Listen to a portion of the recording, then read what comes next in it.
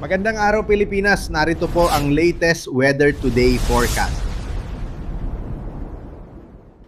Base dito sa ating satellite animation, wala tayong nakikitang deep convective cloud sa anumang bahagi po ng ating kalupaan na maaaring magdulot ng tuloy-tuloy na malalakas na pagulan. Ridge of high pressure area pa rin yung nakakaapekto dito sa bahagi ng Northern Luzon at magiging mainit at maalinsangan pa rin po yung ating panahon sa malaking bahagi ng ating bansa. Nananatili din po mababa yung possibility ng mga pag-ulan. Ngunit dito sa area ng Mindanao, posible pa rin po yung mga isolated rain showers, dala ng localized thunderstorms. And bukod po dito, yung bagyo naman na minomonitor natin sa labas ng ating area of responsibility na may international name na Sinlaku ay huling namataan sa layong 2,620 kilometers east of southeastern Luzon. So nasa labas pa po ito ng ating area of responsibility and yung maximum sustained winds niya ay 185 kilometers per hour at may gustiness na umaabot sa 230 kilometers per hour. Ito po ay nasa super typhoon category pa rin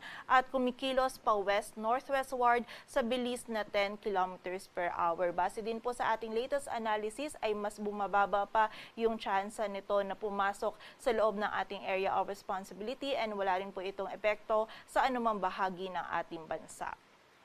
And may kita nga po natin dito sa ating tropical cyclone forecast. Base po ito sa latest natin na TC threat potential na mananatili nga pong malayo itong si Bagyong Sinlaku sa anumang bahagi ng ating kalupaan dahil magre-recurve nga po ito habang binabaybay ang karagatan.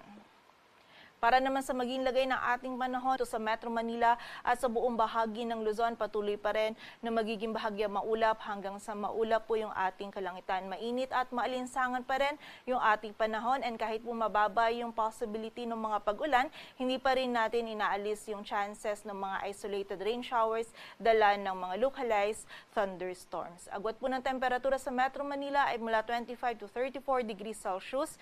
Sa Tagaytay ay 22 to 33 degrees Celsius. Sa Baguio naman ay 16 to 24. While dito naman sa area ng Lawag at Legazpi, yung maximum temperature po natin ay maaring umabot hanggang 33 degrees Celsius at sa bahagi naman ng Tuguegarao ay hanggang 36 degrees Celsius.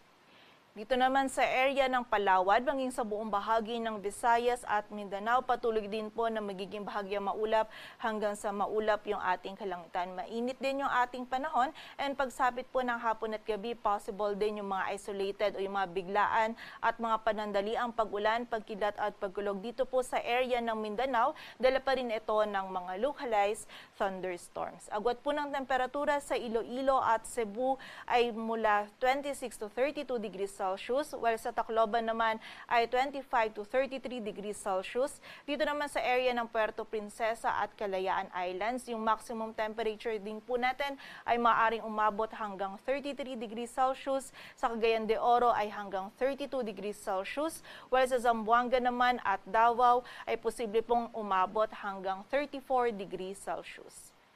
At narito naman po yung ilang mga paalala or safety reminders dahil nga po patuloy na magiging mainit at maalinsangan yung panahon na ating mararanasan sa malaking bahagi ng ating bansa. Hanggat maaari po, limitahan lamang natin yung ating mga outdoor activities during peak hours. Yung peak hours po natin ay mula 10 a.m.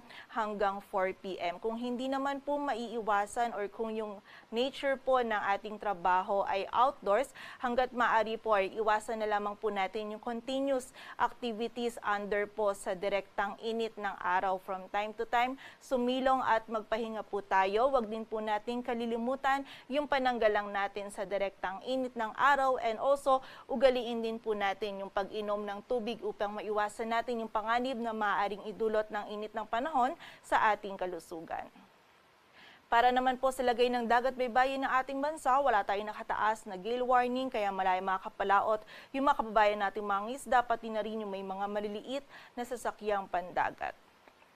Para naman sa 3-day outlook ng mga key cities ng ating bansa in the next 3 days, mula po yan Thursday hanggang Saturday dito sa Metro Manila, Baguio City at Legazpi City. Patuloy pa rin pong maaliwalas yung panahon na ating mararanasan. Mainit at maalinsangan pa din and mababa pa rin po yung possibility ng mga pag-ulan, though hindi pa rin po natin inaalis yung mga chances ng mga isolated rain showers dala ng mga localized thunderstorms.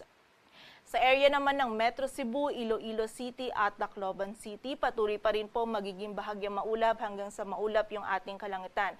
Kung meron po tayong mararanasan ng mga pag-ulan, mostly yung mga biglaan at mga panandaliang pag-ulan, pagkilat at pagkulog lamang po dulot pa rin ng mga localized thunderstorms. Dito naman sa area ng Metro Davao, Cagayan de Oro City at Zamboanga City, magiging bahagyang maulap hanggang sa maulap din po yung ating kalangitan. Mainit din yung ating panahon, ngunit pagsabit po ng hapon at gabi, possible na yung mga isolated rain showers, dala po yan ng mga localized thunderstorms.